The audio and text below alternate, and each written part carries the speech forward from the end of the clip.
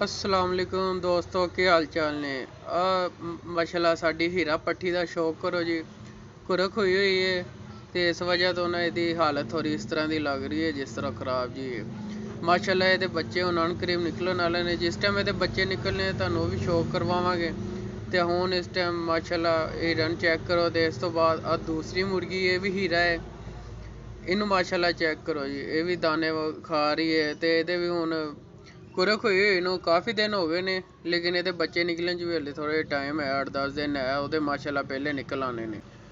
तो तुसी ना दोस्तों हुण सानू फिर चेक करके दसना है माशाल्लाह साडा शौक तुहानू कैसा लगा है, और इसनू माशाल्लाह ज़रूर आखना जी।